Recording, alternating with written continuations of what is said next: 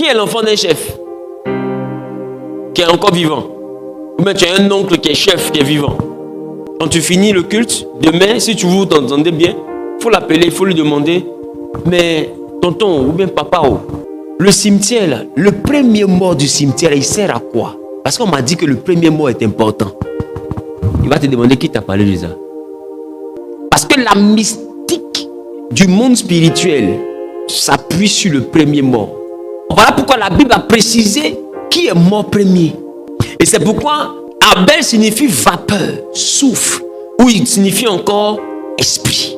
Parce qu'en tant que premier mort, il est le premier esprit. Même quand nous ne connaissons pas le nom des morts de chaque cimetière, parce qu'on ne sait pas qui est mort premier, mais les villageois savent. Les initiés du village, eux, ils savent. Ils peuvent te montrer même la tombe. C'est pourquoi des fois, ils vous disent, l'ancien cimetière est là-bas. Le nouveau cimetière est ici. Ils savent l'ancien cimetière là, qui est le premier enterré là-bas. Et quand ils font les libations, il y a des noms qu'ils donnent là. Ils savent quel nom ils mettent dedans.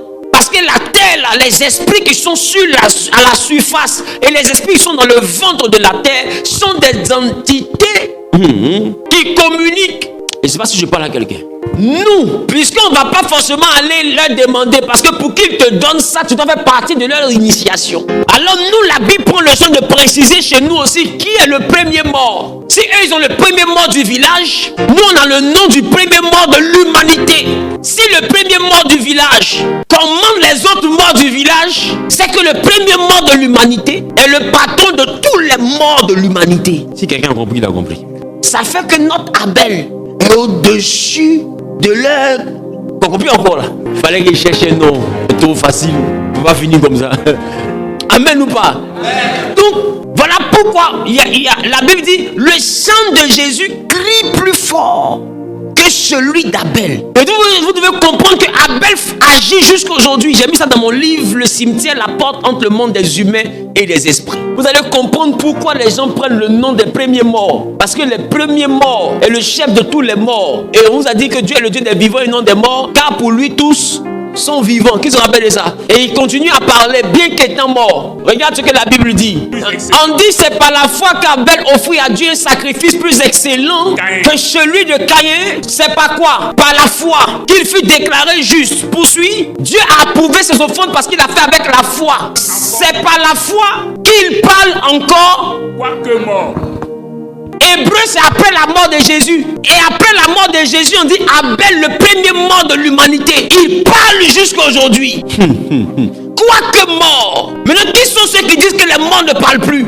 Je fais de la théologie, mais la théologie tue l'esprit. Un théologien est un philosophe. La spiritualité n'est pas dans un manuel. Abel parle. On a lu, hein? On dit il parle encore jusqu'au début, on complète pour dire quoique mort. Mais c'est le premier mort de l'humanité qui parle encore. Mais il parle là. Il dit quoi depuis là? Il cause avec qui? Il dit quoi? Enfin, moi ça m'intéresse. Depuis le déluge, lui il parle. Depuis il est mort, lui il parle. Bon, au début il a crié, mais après on dit il crie plus. Après on dit il parle. Il a crié vengeance. On l'a vengé. Maintenant il crie plus vengeance. Il parle. S'il parle, c'est parce qu'il décide. Il y a des choses. Aïe, aïe, aïe, aïe, aïe. Et c'est ça qui fait la force du chef de terre. Parce que le chef de terre connaît le premier mort du territoire. Donc c'est lui qui décide. Le chef du village est administratif. Le chef de terre est spirituel. Qui c'est qui se dit vrai? Oui. Le chef du village, on peut prendre même un bureaucrate. On le prend, on le met chef du village. Mais le chef de terre, il est spirituel. C'est lui que la terre reconnaît. Et il n'est pas chef de terre par hasard. Des fois, il est chef de terre parce que celui que vous voyez là, celui qui a fondé l'endroit, c'est sa lignée qui est là. Celui qui est venu faire le campement, puis tout le monde est venu après là. C'est lui qui devient le chef de terre. Et son enfant prend.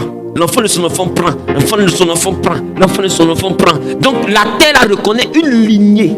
Donc tu peux devenir chef du village parce que tu as réussi. Mais tu ne peux pas devenir chef de terre. Pour être le chef de terre, il faut avoir le sang de celui qui a pris la terre le premier. Parce que le ventre de la terre est connecté à la bouche de la terre. Dites-moi, quelle est la sortie ou l'entrée qui est connectée à notre ventre? C'est la bouche. Mais ça, c'est dans le livre duquel je vous ai parlé là. Mais peut-être que je vais vous faire un petit condensé et puis je vais vous faire un enseignement. C'est trop chic.